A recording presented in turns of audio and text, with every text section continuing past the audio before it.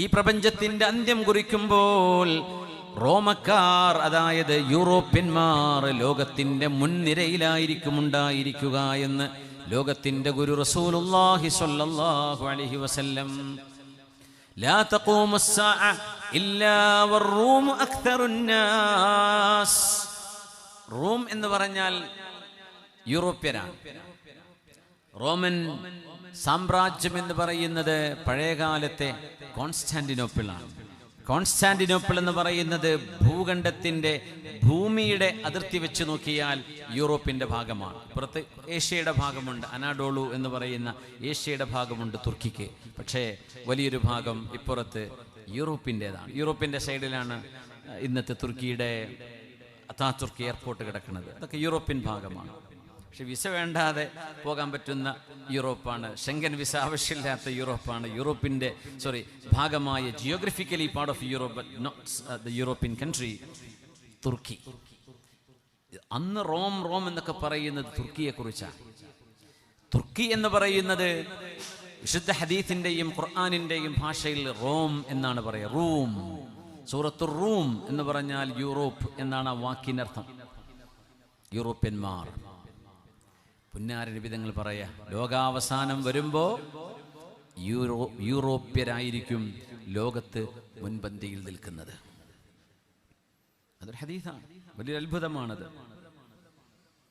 എന്ന് പറഞ്ഞാൽ ഭൗതികതയിൽ, സയൻസിൽ, ടെക്നോളജിയിൽ, ആസ്ട്രോണമിയിൽ, സമുദ്ര ഓഷ്യാനോഗ്രഫിയിൽ ലോകത്തെ മുന്നോട്ട് നയിച്ചുകൊണ്ടിരിക്കുന്ന ഓട്ടോമൊബൈൽ ഇൻഡസ്ട്രി, ഏവിയേഷൻ ഇൻഡസ്ട്രി, ഏതെല്ലാം തരത്തിലുള്ള ലോകത്തെ വലിയ വലിയ ശാസ്ത്രശാഖകളുണ്ടോ അതൊക്കെ യൂറോപ്യരായിരിക്കും അതിൻ്റെ മുൻനിരയിലുണ്ടാവുക. അത് ഹദീസാണ്. ഖിയാമത്ത് നാളാകും അങ്ങനെ ആയിരിക്കും. ഇപ്പം നമ്മൾ കണ്ടുകൊണ്ടിരിക്കുകയാണ് അങ്ങനെ, അല്ലേ? പടച്ചതമ്പുരാൻ മൂന്നെണ്ണമാണ് എന്ന് വിശ്വസിക്കുന്ന, ആ വിശ്വാസം വെച്ചു പുലർത്തുന്ന ആളുകൾ. പക്ഷേ അവർക്ക് അള്ളാഹു ഈ ലോകത്ത് അള്ളാഹു റഹ്മാനാണ്. വഴിപ്പെട്ടവരെയും വഴിപ്പെടാത്തവരെയും അള്ളാഹു റഹ്മത്ത് ചെയ്യുന്ന ഈ ലോകത്ത്, പരലോകത്ത് റഹീമാണ്, മുഅ്മിനീങ്ങളെ മാത്രം. അങ്ങനത്തെ റബ്ബ് പടച്ചതമ്പുരാനെ വിശ്വസിക്കാത്ത എത്രയോ ആളുകളുള്ളൊരു ലോകത്ത് ടെക്നോളജിയും സയൻസും ബുദ്ധിയും കഴിവും എല്ലാം കൊടുത്ത് പടച്ചതമ്പുരാൻ ഈ ലോകത്തവരോട് റഹ്മത്ത് ചെയ്തിട്ടുണ്ട്. അംർ ഇബ്നുൽ ആസ് റളിയല്ലാഹു അൻഹു ചോദിച്ചു. സ്വഹാബികൾ പറയുകയാണ്, സ്വഹാബികൾ പറഞ്ഞു, ഹബീബായ നബിയേ, ഇത് വല്ലാത്ത അത്ഭുതമാണല്ലോ. ലാ തഖൂമുസ് സാഇൽ ഇല്ലാ വറൂം അക്തറുൻ നാസ്. അംർ ഇബ്നുൽ ആസ് റളിയല്ലാഹു അൻഹു ഹദീസ് പറയുമ്പോൾ അവിടുത്തെ സ്വഹാബികൾ ചോദിച്ചു, അഅൻത സമിഅ്തഹു മിൻ റസൂലില്ലാഹി സ്വല്ലല്ലാഹു അലൈഹി വസല്ലം, അല്ലാഹുവിൻ്റെ റസൂൽ ഇത് പറയുന്നത് അംർ ഇബ്നുൽ ആസ് തങ്ങളെ നിങ്ങൾ നേരിട്ട് കേട്ടതാണോ? ഖാല അജൽ, അതെ അതെ ഞാൻ കേട്ടിട്ടുണ്ട്. അപ്പൊ സ്വഹാബി ചോദിച്ചു അംർ ഇബ്നുൽ ആസ് തങ്ങളോട്, എന്തുകൊണ്ട്? സ്വഹീഹ് മുസ്ലിമിലെ ഹദീസാണത്. എന്തുകൊണ്ടാണ് യൂറോപ്യർ ലോകത്ത് മുന്നിൽ വരുന്നത്? ലിഅർബഇ സിഫാത്തിൻ, 4 ഗുണങ്ങൾ അവർക്കുണ്ടായിരിക്കും എന്ന് പറഞ്ഞതിൽ 5ാമത്തെ ഒരു ഗുണം, വഖാമിസു ഖംസത്തിൻ അംനഉഹും മിൻ ദുൽമിൽ മുലൂക്. അതിനു മുമ്പ് പറഞ്ഞതൊക്കെ മിസ്കീന്മാരോട് കരുണയുള്ളവരായിരിക്കും അവര്. ഒരു യുദ്ധം കഴിഞ്ഞാൽ അടുത്ത ഒരു യുദ്ധത്തിന് കോപ്പുകൂട്ടുന്നവരാണവർ. ഒരു പ്രതിസന്ധി നടക്കുമ്പോൾ ആ പ്രതിസന്ധിയെ എങ്ങനെ നേരിടണം എന്നറിയുന്നവരാണവർ. ഇതൊക്കെ പറഞ്ഞിട്ട് 4ാമത്തേത് പറഞ്ഞു, ഫഇന്നഹും അംനഉഹും മിൻ ദുൽമിൽ മുലൂക്. അവരുടെ ഭരണാധികാരികൾ ദുൽമ് ചെയ്താൽ, അനീതി ചെയ്താൽ ആ അനീതിയെ പൊറുപ്പിക്കാത്തവരാണവര്. അനീതി ചെയ്താൽ they cannot tolerate injustice, they cannot tolerate oppression. ഒരിക്കലും അനീതിയെ സഹിക്കാൻ പറ്റാത്ത ആളുകളാണ് യൂറോപ്യർ. അതുകൊണ്ടാണ് അവർ ലോകത്തിന്റെ മുൻനിരയിൽ വരുന്നത്. അതിന്റെ കൂട്ടത്തിൽ പറഞ്ഞു, അവര് യതീമുകളെയും മിസ്കീന്മാരെയും സഹായിക്കുന്നവരാണ്. ഇപ്പൊ ലോകത്ത് വലിയ വലിയ യുനിസെഫ് അടക്കമുള്ള യുണൈറ്റഡ് നേഷൻസിന്റെ ഇനീഷ്യേറ്റീവ്സ്, പിന്നെ റെഡ് ക്രോസ് സൊസൈറ്റി ഉണ്ട്, ലോകത്തെ വലിയ ചാരിറ്റി സംവിധാനമാണ്. ഗൾഫ് രാജ്യങ്ങളിലൊക്കെ റെഡ് ക്രസൻറ്റ് സൊസൈറ്റി ഉണ്ട്. ഈ റെഡ് ക്രോസ് സൊസൈറ്റി ലോകത്തിൻ്റെ എല്ലാ ഭാഗത്തും പ്രവർത്തിച്ചുകൊണ്ടിരിക്കുന്ന ഒരു സ്വതന്ത്ര ഒരു NGO ആണ്, നോൺ ഗവൺമെൻറ് ഓർഗനൈസേഷനാണ്. അത് വെള്ളപ്പൊക്കം ഉണ്ടായാലും ഭൂമി കുലുക്കുണ്ടെങ്കിലും യുദ്ധമാണെങ്കിലും ഗസയിൽ പോലും എത്രയോ യൂറോപ്യൻ സംഘടനകൾ തലയിലേക്ക് ബോംബ് വീണുകൊണ്ടിരിക്കുന്ന ആ ഇടങ്ങളിൽ ചെന്ന് അവിടുത്തെ ആളുകൾക്ക് മരുന്നും ഭക്ഷണവും കൊടുക്കാൻ പോയിട്ടുണ്ട്, അല്ലേ? നമ്മുടെ സമൂഹത്തിലെ ആളുകൾ എത്തുന്നതിൻ്റെ മുമ്പ് യൂറോപ്യരായ ആളുകൾ ഫലസ്തീനിൻ്റെ കൊടി പിടിച്ച് പുതച്ചിട്ട് ആ നാട്ടിലേക്ക് പോയിട്ടുണ്ട്. ഇത് അവരുടെ ഒരു ക്വാളിറ്റിയാണെന്ന് ആര് പറയാ? സ്വഹാബിയായ അംർ ഇബ്നുൽ ആസ് റളിയല്ലാഹു അൻഹു. നമ്മുടെ വിഷയവുമായി ബന്ധിക്കുന്നത് അവരിലെ മറ്റൊരു ഗുണം അംനഉഹും മിൻ ദുൽമിൽ മുലൂക്ക്. ഏത് സമൂഹത്തെക്കാളും നമ്മളൊക്കെ ഏഷ്യൻ രാജ്യങ്ങളിൽപ്പെട്ട ആളുകളാണ്, ഏഷ്യൻസ് ആണ്. മിഡിൽ ഈസ്റ്റേൺ രാജ്യങ്ങളുണ്ട്, ഫാർ ഈസ്റ്റേൺ രാജ്യങ്ങളുണ്ട്.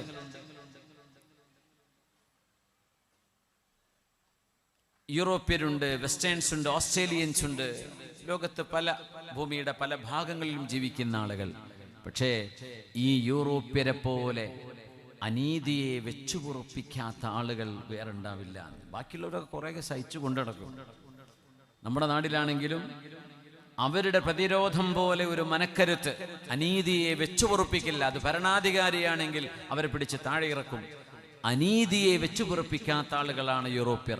അതുകൊണ്ടാണ് ലോകാവസാനമാകുമ്പോൾ അവർ സമൂഹങ്ങളുടെ മുൻനിരയിൽ വരുന്നത് എന്ന് മഹാനായ സ്വഹാബി അംർ ഇബ്നുൽ ആസ് റളിയല്ലാഹു അൻഹു, ഞാൻ ഈ പറഞ്ഞത് സ്വഹീഹ് മുസ്ലിമിൽ കാണാൻ കഴിയും. മഹാനായ സ്വഹാബി അവറുകൾ പറയുന്ന വാക്കാണത്. എന്തുകൊണ്ടെന്നറിയോ? ഹബീബിന്റെ ഉമ്മത്തിൽ നിന്ന് ചില പാഠങ്ങൾ പഠിക്കാനാണ്. ഹബീബിന്റെ ഉമ്മത്ത് ഇവിടെ പഠിക്കണം. ഹബീബിന്റെ ഉമ്മത്ത് നീതിയുടെ പക്ഷം ചേർന്ന് നിൽക്കേണ്ട ആളുകളാണ്. അവരുടെ വീടിൽ, അവരുടെ നാടിൽ, അവരുടെ മഹല്ലുകളിൽ, അവരുടെ മസ്ജിദിനകത്ത്, അവരുടെ മദ്രസക്കുള്ളിൽ, അവരുടെ നിത്യജീവിതത്തിൽ, കൂട്ടുകാരോടുള്ള ജീവിതത്തിൽ ഒക്കെ നീതിയുടെ പാഠം പഠിക്കേണ്ടവരാണ് നമ്മൾ. അത് പഠിപ്പിക്കാൻ വന്നവരാണ് നമ്മൾ. ബിസ്മില്ലാഹിർ റഹ്മാനിർ റഹീം. അം യഖാഫൂന അൻ യഹീഫല്ലാഹു അലൈഹിം വറസൂലുഹു. നിങ്ങൾ ആരെങ്കിലും വിചാരിക്കുന്നുണ്ടോ അല്ലാഹുവും അവന്റെ റസൂലും നിങ്ങളോട്, മനുഷ്യരോട് അനീതി ചെയ്യുമെന്ന് വിചാരിക്കുന്നുണ്ടോ? ഒരിക്കലുമില്ല. ഇസ്ലാമിക സമൂഹത്തിനിടയിൽ നിന്ന് ഉയർത്തിരിഞ്ഞു വന്ന ആദ്യത്തെ ബിദ്അത്തിന്റെ ശബ്ദമായിരുന്നു ഖവാരിജുകളുടെ പുറപ്പെടല്. ആ ഖവാരിജുകളുടെ നേതാവിന്റെ ഒരു വിഷയം പരിശുദ്ധ ഹദീസിലൂടെ കടന്നു പോകുമ്പോൾ നമുക്ക് മനസ്സിലാകും. അല്ലാഹുവിന്റെ റസൂലിനോട് മുഹമ്മദ് നബിയെ, നിങ്ങൾ നീതി പാലിക്കണമെന്ന് ലോകത്തെ നീതി പഠിപ്പിക്കാൻ വന്ന ഗുരുവിനോട്, അഷ്റഫുൽ ഖൽഖിനോട് സ്വല്ലല്ലാഹു അലൈഹി വസല്ലം തങ്ങളോട് പറയാൻ പാടില്ലാത്ത ഒരു വാക്ക് ഈ ഖവാരിജുകളുടെ നേതാവ് പറഞ്ഞതേടം മുതലാണ് ആ മനുഷ്യന്റെ പരമ്പരയിൽ വന്ന ആളുകളിൽ ശുഉമുണ്ടായത്, അവലക്ഷണമുണ്ടായത്, പരാജയങ്ങൾ കണ്ടുവന്നത്. ഹബീബാനബി തങ്ങൾ യുദ്ധമുതലുകൾ ഓഹരി വെച്ചു കൊടുക്കുമ്പോൾ ഇയാൾ വന്ന് പറഞ്ഞു, യാ മുഹമ്മദ്, ഹാദിഹി ഖിസ്മത്തുൻ മാ ഉരീദ ബിഹാ വജ്ഹുല്ലാഹ്. അല്ലാഹുവിന്റെ തൃപ്തിക്ക് വേണ്ടി അല്ലല്ലോ ഈ വിതരണം ചെയ്യുന്നത് എന്ന് മുത്തുനബി തങ്ങളുടെ മുഖത്ത് നോക്കി പറഞ്ഞപ്പോ അല്ലാഹുവിന്റെ ഹബീബ് ക്ഷമയോടുകൂടെ പറഞ്ഞൊരു വാക്കുണ്ട്, ഇല്ലം അഅദിൽ ഫമൻ യഅദിൽ. ഞാൻ നീതി പാലിച്ചില്ലെങ്കിൽ ആരാണ് ഇവിടെ നീതി പാലിക്കുക? എന്നിട്ടൊരു വാക്ക് ഹബീബ് പറഞ്ഞു, റഹിമല്ലാഹു അഖീ മൂസ. എൻ്റെ സഹോദരൻ മൂസ നബിയെ അല്ലാഹു അനുഗ്രഹിക്കട്ടെ. ലഖദ് സ്വബറ അലാ അശദ്ദ മിൻ ഹാദാ. ഞാൻ ഈ കേട്ടതിനേക്കാളും എത്രയോ പ്രയാസമുള്ള വാക്കുകൾ എൻ്റെ സഹോദരൻ മൂസ നബിക്ക് കേൾക്കേണ്ടി വന്നുവല്ലോ. എൻ്റെ പ്രവാചകനായ എൻ്റെ സഹോദരനായ മൂസ നബിയെ അല്ലാഹു തആല റഹ്മത്ത് ചെയ്യട്ടെ എന്ന് റസൂലുള്ളാഹി സ്വല്ലല്ലാഹു അലൈഹി വസല്ലം. ബിസ്മില്ലാഹിർ റഹ്മാനിർ റഹീം. ഇന്നമാ വലിയുകുമുല്ലാഹു വറസൂലുഹു വല്ലദീന ആമനൂ إنما وليكم الله ورسوله والذين آمنوا الذين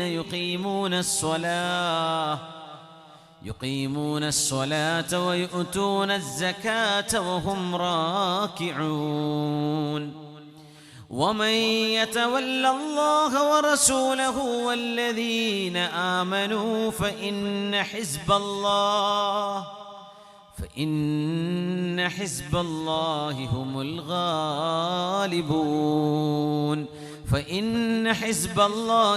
الغالبون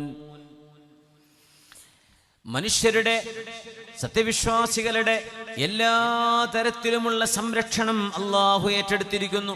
അല്ലാഹും റസൂലും മുഅ്മിനീങ്ങളും സത്യവിശ്വാസികളുടെ വലിയുകളാണ്. അല്ലദീന യുഖീമൂനസ്സലാഹ്, നിസ്കാരം നിലനിർത്തുന്നവർ, സകാത്ത് നൽകുന്ന മുഅ്മിനീങ്ങൾ, വഹും റാക്കിഊൻ, അല്ലാഹുവിന്റെ ഇബാദത്തിലായി നിലകൊള്ളുന്ന സജ്ജനങ്ങളായ മനുഷ്യർ. ആ മനുഷ്യർ മുഅ്മിനീങ്ങൾക്ക് സഹായികളാണ്.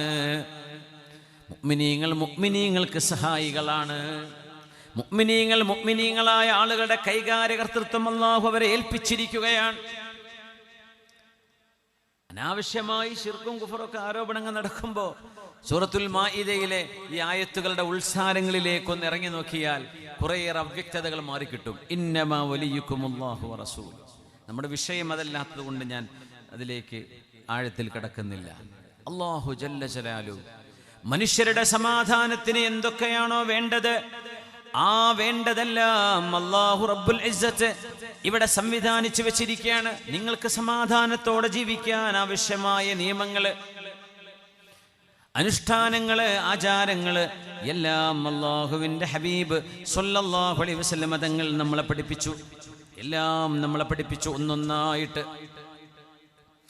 എന്നിട്ട് ഹബീബാ നബി തങ്ങൾ പറഞ്ഞു, ഇവിടെ സത്യവിശ്വാസികൾക്കും അല്ലാത്തവർക്കും മനുഷ്യരായ മനുഷ്യർക്ക് മുഴുവനും നീതി വേണം. എല്ലാവരും നീതിയുടെ പാഠം പഠിക്കണം.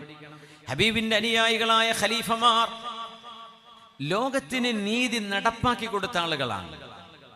അതും രാജ്യങ്ങൾ അവരുടെ കീഴിൽ, അവരുടെ ഭരണത്തിന് കീഴിൽ വന്നപ്പോൾ, ഒരു രാജ്യമല്ല, ഒരു മഹല്ലല്ല, ഒരു സംസ്ഥാനമല്ല, സംസ്ഥാനങ്ങളല്ല, രാജ്യങ്ങൾ അവരുടെ കൈകളിലേക്ക് വന്നപ്പോൾ ഉമർ ബിൻ ഖത്താബ് റളിയല്ലാഹു അൻഹു നീതിയെ സംബന്ധിച്ചുള്ള ദീർഘമായ ഒരു കത്ത് ഉമർ റളിയല്ലാഹു അൻഹുവിന്റെ ഗവർണറായിരുന്ന മഹാനായ അബൂ മൂസൽ അശ്അരി റളിയല്ലാഹു അൻഹുവിന് അയച്ചു കൊടുത്തത് നമ്മുടെ ഗ്രന്ഥങ്ങൾ രേഖപ്പെടുത്തി വെച്ചിട്ടുണ്ട്. മഹാനായ അമീറുൽ മുഅ്മിനീൻ ഷഹീദുൽ മിഹ്റാബ് ഉമർ ഇബ്നുൽ ഖത്താബ് റളിയല്ലാഹു അൻഹു. വല്ലാത്ത അത്ഭുതമാണ്. ഉമർ റളിയല്ലാഹു അൻഹുവിന്റെ വാക്കുകൾ ഇങ്ങനെ, തങ്ങൾ തന്നെ പറഞ്ഞു, എനിക്ക് ശേഷം ഒരു നബിയുണ്ടെങ്കിൽ അത് ഉമറായിരുന്നേനെ എന്ന്. വലാകിൻ ലാ നബിയ ബഅദി, പക്ഷെ എൻ്റെ ശേഷം മറ്റൊരു പ്രവാചകനില്ല. അങ്ങനത്തെ വാക്കുകൾ ഉമർ തങ്ങളുടെ വായിലൂടെ ഇങ്ങനെ വരും.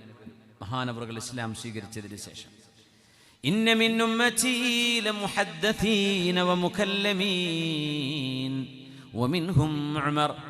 എൻ്റെ സമൂഹത്തിൽ അല്ലാഹു നേരിട്ട് ഇൽമു കൊടുക്കുന്ന ആളുകളുണ്ട്, അല്ലാഹുവിന്റെ മലക്കുകളാൽ ഇൽമു ലഭിക്കുന്ന ആളുകളുണ്ട്, ഇൽഹാമിലൂടെ കിട്ടുന്നവരുണ്ട്, ലദുന്നിയ ഇൽമു ലഭിക്കുന്നവരുണ്ട്. അവരിൽപ്പെട്ട ആളാണ് ഉമർ ഇബ്നുൽ ഖത്താബ് റളിയല്ലാഹു അൻഹു. മഹാൻ അബൂ മൂസൽ അശ്അരി തങ്ങൾക്ക്, അബൂ മൂസൽ അശ്അരി തങ്ങൾ യമനിയാണ്. ഹബീബായ തങ്ങൾ ഏറെ ഇഷ്ടപ്പെട്ടിരുന്ന സ്വഹാബിയാണ്. നല്ല ഖുർആൻ പാരായണം ചെയ്യുന്ന കുടുംബമാണ് അശ്അരികൾ. യമനിൽ നിന്ന് ഹിജറ ചെയ്തു വന്നവരാണ്. യമനിൽ നിന്ന് അബൂ മൂസൽ അശ്അരി തങ്ങളും സംഘവും എത്യോപ്യയിലേക്ക് പോയി. അവിടേക്ക് ഹിജറ പോയ സ്വഹാബിമാരെ കണ്ടു. അവരോടൊപ്പം മദീനയിലേക്ക് വീണ്ടും പലായനം ചെയ്തു. അങ്ങനത്തെ രണ്ട് ഹിജറ, യമനിൽ നിന്ന് ഹബശയിലേക്ക്, ഹബശയിൽ നിന്ന് മദീനയിലേക്ക്, അങ്ങനെ ഒരു രണ്ട് യാത്രകൾ ചെയ്ത മഹാന്മാരാണ് അശ്അരികളായ യമനികൾ. അവരുടെ നേതാവാണ് അബൂ മൂസൽ അശ്അരി റളിയല്ലാഹു അൻഹു. ഉമർ തങ്ങളുടെ കാലം, ഉമർ റളിയല്ലാഹു അൻഹു ഖലീഫയാണ്. അതുകൊണ്ട് അബൂ മൂസൽ അശ്അരി തങ്ങളോട് പറഞ്ഞു, ആസി ബൈനന്നാസി ഫീ മജ്ലിസിക് അംറു ബിൽ ആസ്, നിങ്ങളുടെ മജ്ലിസിൽ ജനങ്ങൾക്ക് സമാധാനം ലഭിക്കണം. നിങ്ങളുടെ മജ്ലിസ്, it should be the place of peace and tranquillity. സമാധാനവും ശാന്തിയുമുള്ള മജ്ലിസാകണം നിങ്ങൾ ചെയർ ചെയ്യുന്ന, നിങ്ങൾ അധ്യക്ഷനായിരിക്കുന്ന സദസ്സ്. അബൂ മൂസ സമാധാനം കിട്ടുന്ന സദസ്സായിരിക്കണം. അവിടെ പ്രശ്നങ്ങൾ ഉണ്ടാവരുത്. വവജിഹിക വഖളായിക, അബൂ മൂസ നിങ്ങളുടെ മുഖത്ത് സമാധാനം കാണണം. നിങ്ങളുടെ മുഖത്ത് സമാധാനം കാണണം. നമുക്കറിയോ, ഒരു മനുഷ്യന്റെ മുഖം, ആ മുഖം അള്ളാഹു തരുന്നതാ അല്ലേ?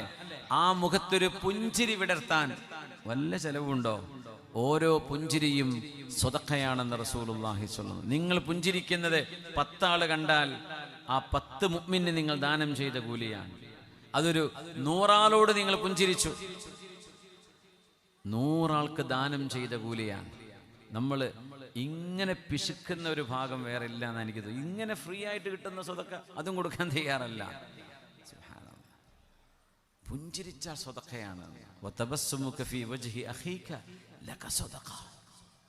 ശഫീഉനാ റസൂലുള്ളാഹി സ്വല്ലല്ലാഹു അലൈഹി വസല്ലം. നിങ്ങളുടെ സഹോദരനെ കാണുമ്പോഴേ, ഒരു മനുഷ്യനെ കാണുമ്പോൾ നല്ല പുഞ്ചിരിക്കുന്ന മുഖവുമായി നിങ്ങൾ കാണുന്നത് നിങ്ങൾക്ക് സ്വതക്കയാണ്, ദാനമാണ്. അതിനെന്തെന്നറിയോ? പൈസ കൊടുത്തവരൊക്കെ സന്തോഷം കിട്ടിയേക്കും അല്ലേ? പൈസ കിട്ടിയാൽ മാത്രമേ സന്തോഷം ഉണ്ടാവുള്ളൂ, അങ്ങനെ ചിന്തിക്കാൻ പാടില്ല. ഒരു നല്ല ഒരു മുഖം, ഒരു ചിരിക്കുന്ന പുഞ്ചിരിക്കുന്ന ഒരു മുഖം കണ്ടാൽ അത് സന്തോഷം തരുന്നില്ലേ? ഇല്ലേ? മനസ്സിന് കുളിർമ ലഭിക്കുന്നില്ലേ?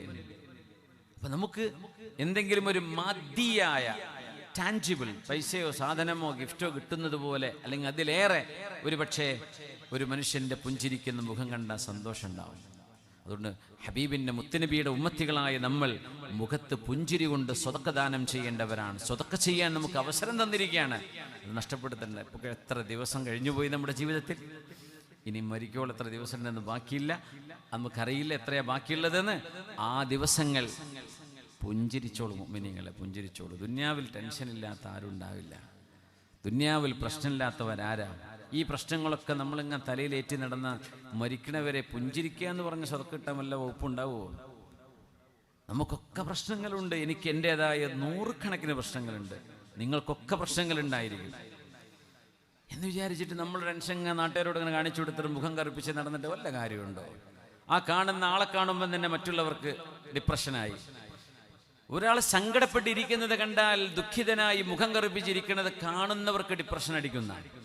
നേരെ മറിച്ച് ഇന്ന് എങ്ങനെയുണ്ട്? അൽഹംദുലില്ലാ, എന്തു റാഹത്ത്, നമുക്ക് കുഴപ്പമൊന്നുമില്ലല്ലോ, എന്ത് റാഹത്തുള്ള ദിവസമാണ് എന്നൊരാൾ പറയുന്നതും, ഇന്ന് ഒരു കോണമല്ല ഇന്നത്തെ ദിവസം എന്നൊരാൾ പറയുന്നതും വ്യത്യാസമല്ലേ? ഈ ജോലി സ്ഥലത്തൊക്കെ ഉണ്ടാവും അങ്ങനെ ഉസ്താദെ എങ്ങനെ പറയണ്ട, ഒരാൾ അങ്ങനെ പറയും. ഇപ്പുറത്ത് എങ്ങനെയുണ്ട് ഉസ്താദെ? അൽഹംദുലില്ലാ. എന്തപ്പോ നമുക്ക് എന്ത് കുറവാണുള്ളത് പറയുമ്പോൾ ഒരുപാട് പ്രശ്നമുള്ള ആളായിരിക്കും. ആ 2 മറുപടിയും നമ്മുടെ ജോലി ചെയ്യുന്ന എനർജിയെ വരെ ബാധിക്കുന്നതാണ്. ഒന്ന് ഉഷാറാക്കും, ഒന്ന് പിന്നെ ഞാനും ഇങ്ങനെ തന്നെ മതി എന്ന് തോന്നുന്നു. അതുകൊണ്ട് പുണ്യനബി തങ്ങൾ ഖാന വദ്ദാഅൻ, ഹബീബിന്റെ മുഖം എപ്പോഴും പ്രശോഭിതമായിരുന്നു സ്വല്ലല്ലാഹു അലൈഹി വസല്ലം. ജരീർ ഇബ്നു അബ്ദുല്ലാഹിൽ ബജലി റളിയല്ലാഹു അൻഹു പറയാൻ, മാർആനി റസൂലുള്ളാഹി സ്വല്ലല്ലാഹു അലൈഹി വസല്ലം ഇല്ലാ തബസ്സമ ഫീ വജ്ഹി, ഞാൻ ഹബീബിനെ കാണുമ്പോഴൊക്കെ എൻ്റെ ഹബീബ് പുഞ്ചിരിച്ചതാണ് എനിക്ക് ഓർമ്മയുള്ളതെന്ന് മഹാനായ യൂസുഫ് സ്വഹാബ ജരീർ ഇബ്നു അബ്ദുല്ലാഹിൽ ബജലി റളിയല്ലാഹു അൻഹു. ഹബീബ് അങ്ങനെയായിരുന്നു സ്വല്ലല്ലാഹു അലൈഹി വസല്ലം. തങ്ങൾക്ക് എന്തൊക്കെ ടെൻഷൻ ഉണ്ടായിരുന്നു സ്വല്ലല്ലാഹു അലൈഹി വസല്ലം. വെറുതെ ഇരിക്കാൻ സമയം കിട്ടിയിട്ടുണ്ടോ? അതുകൊണ്ട് അബൂ മൂസ, നിങ്ങളുടെ മുഖം, നിങ്ങളുടെ മജ്ലിസ്, വഖളായിക, നിങ്ങളുടെ വിധികൾ എല്ലാം ജനങ്ങൾക്ക് സമാധാനം നൽകുന്നതാവണം. ആരാ പറയുന്നത്? അമീറുൽ മുഅ്മിനീൻ ഉമർ ബിൻ ഖത്താബ് റളിയല്ലാഹു അൻഹു ഗവർണർക്ക് അയക്കുന്ന കത്ത, നിങ്ങളുടെ മുഖം കണ്ടാൽ ജനങ്ങൾക്ക് സമാധാനം കാണണമെന്ന്. സുബ്ഹാനല്ലാഹ്. അതാണ് നമ്മുടെ നേതാവ് അമീറുൽ മുഅ്മിനീൻ ഉമർ ബിൻ ഖത്താബ് റളിയല്ലാഹു അൻഹു. എന്നിട്ടൊരു കാര്യം പറഞ്ഞു, ولا يمنعك قضاء قضيته فيه بالأمس فراجعت فيه نفسك فهديت فيه إلى رشدك أن ترجع إلى الحق. അബൂ മൂസ അശ്അരി, ഇന്നലെ നിങ്ങൾ വിധി പറഞ്ഞു എന്നിരിക്കട്ടെ, ആ വിധി തെറ്റായിരുന്നു എന്ന് നിങ്ങൾക്ക് ബോധ്യപ്പെട്ടു കഴിഞ്ഞാൽ ഞാൻ ഇന്നലെ പറഞ്ഞ വിധി തെറ്റാണ് എന്ന് പറയാൻ സമ്മതിക്കാൻ അബൂ മൂസ നിങ്ങൾ മടി കാണിക്കരുതേ. നമ്മൾ പലരും അങ്ങനെയാ പറയാ, ദേഷ്യപ്പെട്ടിട്ട് പറയേ ഞാൻ മരിച്ചാൽ എൻ്റെ മയ്യത്ത് പോലും അവനെ കാണിച്ചു കൊടുക്കരുത് എന്ന്. യാ അല്ലാ, എന്ത് വർത്താനാണ് അതൊക്കെ? എന്തിനാ അങ്ങനെയൊക്കെ പറയണത്? ഞങ്ങനെ പറഞ്ഞു പോയി എന്ന് വിചാരിക്കുക, ഒന്ന് തിരുത്ത. ഞാൻ അപ്പം ആ ദേഷ്യത്തിൽ പറഞ്ഞതാണ് കേട്ടോ, അങ്ങനെ ഒരു വെറുപ്പോ ദേഷ്യമൊന്നും എനിക്ക് അയാളോടില്ല. തിരുത്തണം, മരണത്തിൻ്റെ മുമ്പ് തിരുത്തണം. വലിയ രസം എന്താണെന്നറിയോ?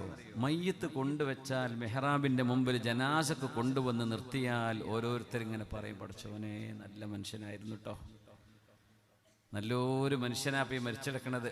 അയാൾ അങ്ങനെ പള്ളിക്ക് ആദ്യം വരുന്ന ആളെ ഹൗദ് ക്ലീനാക്കുന്ന ആളായിരുന്നു, മുക്രിക്കാനെ വിളിച്ചോണ്ടുന്ന ആളായിരുന്നു, ഏതൊരു കാര്യത്തിനും സഹായിക്കുന്ന ആളായിരുന്നു. ജീവിച്ചിരിക്കുന്ന കാലം നിങ്ങൾ ഈ നല്ല വർത്തമാനം ആ മയ്യത്തിനായി കിടക്കുന്ന മനുഷ്യനോട് പറയാറുണ്ടോ? അപ്പോഴല്ലേ ആ മനുഷ്യ അതുകൊണ്ട് കാര്യമുള്ളൂ. ജീവിച്ചിരിക്കുന്ന കാലത്ത് ഇതൊന്നും പറയില്ല. മരിച്ചു കഴിഞ്ഞാൽ പിന്നെ കോള എഴുതും, പിന്നെ സ്മരണിക, പിന്നെ അനുസ്മരണം. ജീവിച്ചിരിക്കുന്ന കാലത്ത് ഫുള്ള് ഫിത്തിനെ പറയാം. മരിച്ചു കഴിഞ്ഞാൽ ഭയങ്കര ആളെയ്ത്. എന്തിനാ നമ്മൾ അങ്ങനെ ചെയ്യും? ജീവിച്ചിരിക്കുമ്പോൾ പറഞ്ഞു കൊടുത്തൂടെ? ജീവിച്ചിരിക്കുമ്പോൾ മനുഷ്യനെ പറ്റി ഖൈർ പറയണ്ടേ? അവിടെ മുഖത്ത് നോക്കി പറയണ്ട, പക്ഷെ മറ്റുള്ളവരോട് പറഞ്ഞൂടെ? അതെന്തൊരു വലിയ നന്മയാണ്.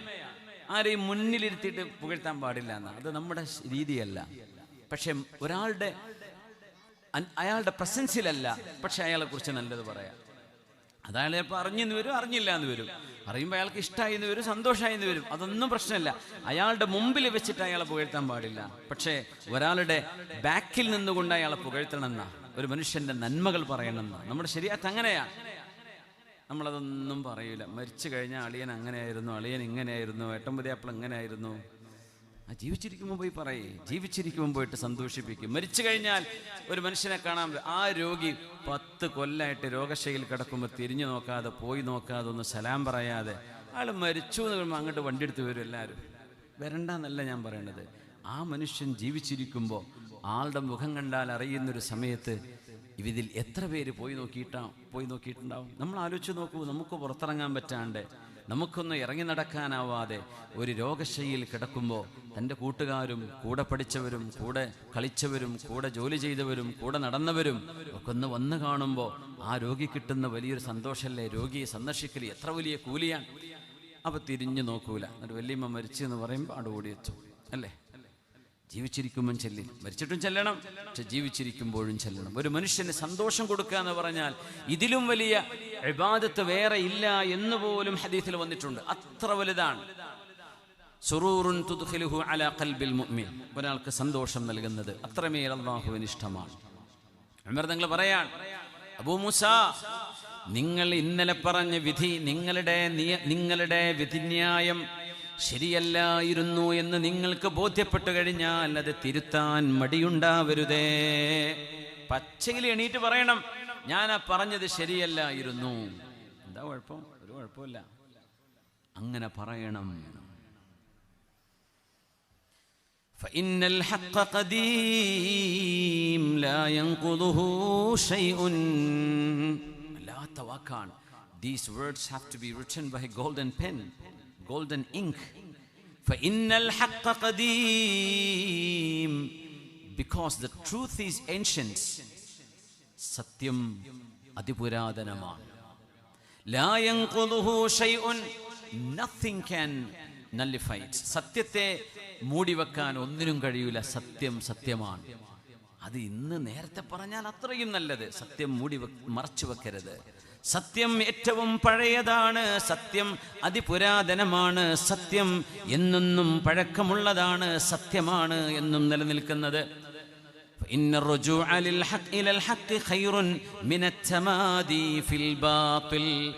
ശരിക്ക് മനസ്സിലാക്കേണ്ട വാക്കുകളാണിത്. ഉമർ തങ്ങളുടെ വാക്ക്. നബി തങ്ങൾ പറയാറില്ലേ, എൻ്റെ ഖുലഫാ ഉർ റാഷിദീങ്ങൾ പറയുന്നത് കേൾക്കണേന്ന്. ഞാൻ മരിച്ചാൽ, ഞാൻ വഫാത്തായാൽ എൻ്റെ ചര്യയും എൻ്റെ ഖുലഫാ ഉർ റാഷിദുകൾ പറഞ്ഞത് നിങ്ങൾ അനുസരിക്കണമെന്ന്. ആ ഖുലഫാ ഉർ റാഷിദിൽപ്പെട്ട മഹാന ഉമർ ബിൻ ഖത്താബ് തങ്ങൾ നമുക്കറിയാലോ. മഹാനുള്ള പറയാണ്, വഇന്ന റുജൂഅ ഇലൽ ഹഖ് ഖൈറുൻ മിനത് തമാദി ഫിൽ ബാത്തിൽ. സത്യത്തിലേക്ക് തിരിച്ചു വരലാണ് നല്ലത്. തൻ്റെ മോശപ്പെട്ട നിലപാടുകളിൽ അള്ളിപ്പിടിച്ചു കൂടുന്നതിനേക്കാൾ, അത് ന്യായീകരിച്ചു കൊണ്ടിരിക്കുന്നതിനേക്കാളും നല്ലത് സത്യത്തിലേക്ക് തിരിച്ചു വരലാണ്. അല്ലേ? നമുക്കൊക്കെ തെറ്റുപറ്റും, മനുഷ്യരാണ്, മനുഷ്യർക്ക് തെറ്റുപറ്റും. മുഅ്മിനീങ്ങളെ കുറിച്ച് പറഞ്ഞെന്താ? മുഅ്മിനീങ്ങൾ യുദ്ധം ചെയ്താൽ, അപ്പൊ മുഅ്മിനീങ്ങൾ എന്ന് പറയുന്ന കാറ്റഗറിയിൽപ്പെട്ട ആളുകൾ യുദ്ധം ചെയ്യുക എന്ന് പറയുന്ന വലിയൊരു തെറ്റുപോലും അവരെന്ന് സംഭവിക്കാം. അതുകൊണ്ടൊന്നും അവർ ഈമാനിന് പുറത്തു പോകണില്ല. അവർ മുദ്നിബീങ്ങളാണ്, തെറ്റ് സംഭവിച്ചു എന്നേ വരൂ. ഇൻഷാ ഗഫർ വ ഇൻഷാ അഅദബ്, അള്ളാഹുവിന് വേണമെങ്കിൽ ശിക്ഷിക്കാം, അല്ലെങ്കിൽ അള്ളാഹുവിന് പുറത്തു കൊടുക്കാം. പക്ഷേ ഈ മുഅ്മിനീങ്ങളാണ്.